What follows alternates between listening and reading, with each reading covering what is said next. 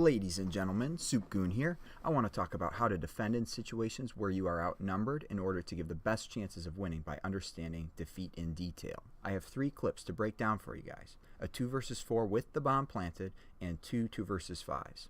Winning in these situations is not just about hitting your shots.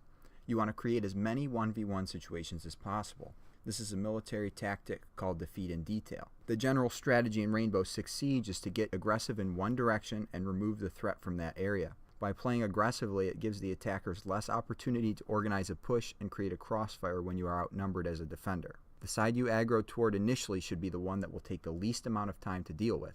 This can sometimes be hard to figure out, but if the diffuser is planted, the opposite direction will always be quicker. Players defending a diffuser after it has been planted tend to become more passive and fall back behind cover, which makes it hard to shoot them. When you push a diffuser, you will lose time trying to get the kill, and players from other directions will quickly be flanking you. Let's break down this play further, because it's a really good example of how to utilize defeat in detail. Here we have a map of tower in the few moments following the bomb plant. The enemy's location is denoted by the red triangles. My teammate and I are the green stars. The diffuser's the yellow box, the bomb site's outlined in orange. From the information given in the round by other teammates and cameras, we know that there are 2 somewhere in the pink outline to the west and 2 enemies somewhere in the light blue outline to the east. To understand where to push, we need to understand what the attackers are trying to do. As soon as the bomb is planted, the 2 enemies in the light blue outline want to fall back and hold angles, while those in the pink outline need to get to the diffuser to defend it.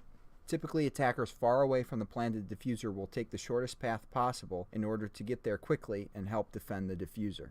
Defenders of the bomb can capitalize on this sense of urgency in the attackers. My teammate and I both push into the middle hallway, creating 2 1 versus 1 situations that we both win. Now that we don't have to worry about being flanked from behind, we can push forward to disarm the diffuser.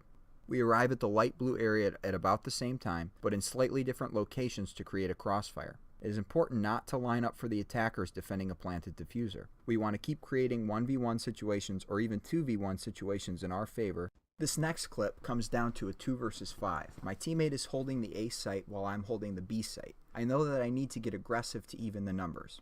I can't wait for the organized push onto B. So I push out of the bomb site into Fountain to hold an aggressive angle into the next room.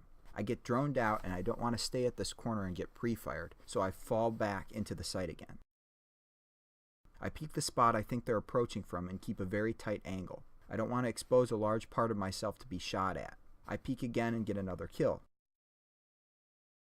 The third time I peek, I pre-fired the location in the back, but when I see IQ, I switch my aim and hide behind the wall while I continue to shoot. Now that the numbers are even once more, I fall back and play very passively. The attackers will be very hesitant to push after seeing 3 teammates die in quick succession. The remaining attackers know I have been very aggressive by continuing to peek, and they will simply hold an angle and wait for another peek.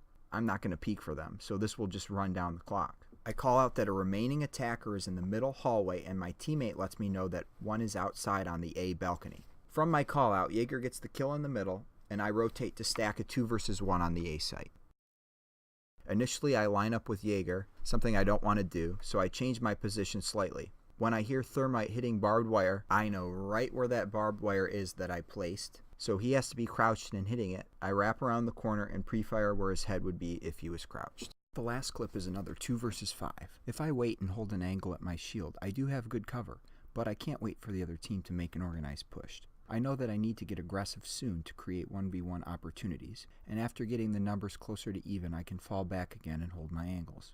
I cannot run out of the bomb site because there are just too many different locations an enemy could be waiting for outside the kitchen door. I would also have to run past the holes in the reinforced wall and cross the room in full view of the window. Instead, I cross the doorway to service entrance and stay close to the corner of the kitchen. As I cross the doorway, I get shot at and know that someone is at least outside the service entrance doorway from the white gunfire locator on my screen. I stay in the corner so nobody from the window can see me, nor do I have to worry about the service entrance and bathroom. I am exposed only from the direction I'm looking at. When I get flashed, I lie down, and I'm lucky that my opponents did not push quicker, but they certainly thought I was still behind the safety of my shield. Lion's aimer in the wrong direction gave me a second advantage that I needed. I took 2 1 versus 1s in quick succession. Now that I no longer had to worry about the inside corridor, I turned back to who was shooting at me from the service entrance. I get the kill there while keeping a tight angle with the bomb and the wall next to me so that very little of my person was exposed. My teammate gets a kill in the bathroom, and suddenly we have a 2 versus 1. Winning this is easy as the bomb is down, time is ticking for the last attacker, and we know his location, and I have very good cover from where I'm playing at the end. The players that can occasionally win these situations with the odds stacked against them are the ones that will climb rank. More importantly, those that make a big impact in the match, feel proud of their accomplishment, and are the ones truly enjoying the game. I hope you guys find success in your games by implementing this strategy, and good luck out there.